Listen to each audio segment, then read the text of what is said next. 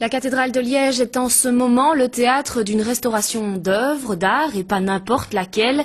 Une toile représentant le martyre de Saint-Lambert subit en ce moment un beau lifting, une opération délicate qui nécessite des centaines d'heures de travail et un budget de 11 000 € financé par la Fondation Roi-Baudouin.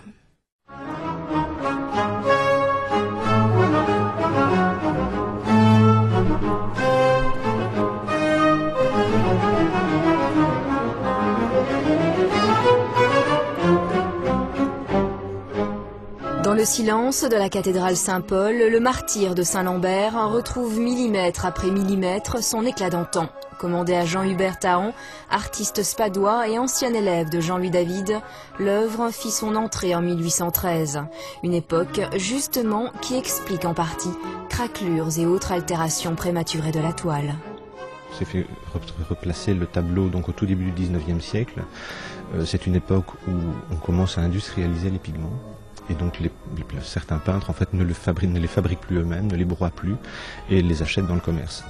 C'est un gain de temps certainement, mais ils n'avaient pas non plus le recul pour juger de la qualité de ces pigments et des mélanges de liants et de pigments.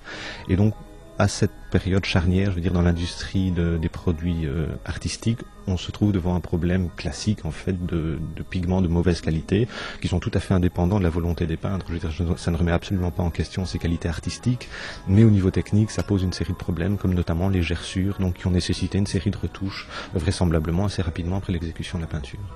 Mais la qualité médiocre des pigments n'est pas seule en cause. Superposés, les couches, les retouches et les vernis avec le temps naturellement se sont oxydés. Ajoute à cela un voile opaque causé par l'humidité, les couleurs tronquées, les plans et les perspectives écrasées. Saint-Lambert souffrait décidément une nouvelle fois le martyr. Le voile blanchâtre plus le jaunissement naturel faisait que tous les plans en fait étaient écrasés simplement. Les couleurs étaient complètement tronqué aussi, et ce qui est important dans ce cas-ci, en fait, c'est une œuvre assez mouvementée.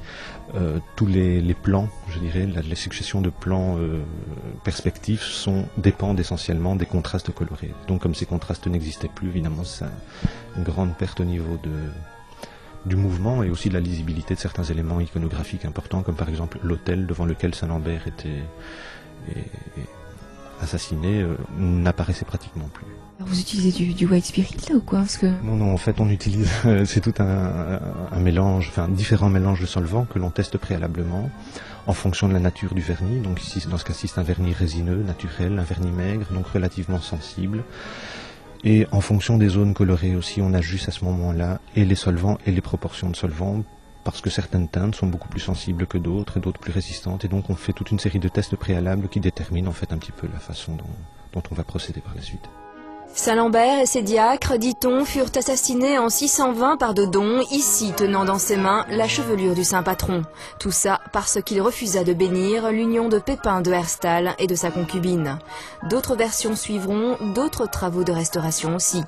Entre deux explications, Olivier Verheyden se fait aider car le temps presse. La restauration doit être achevée le 17 septembre prochain, jour anniversaire du martyr de Saint-Lambert.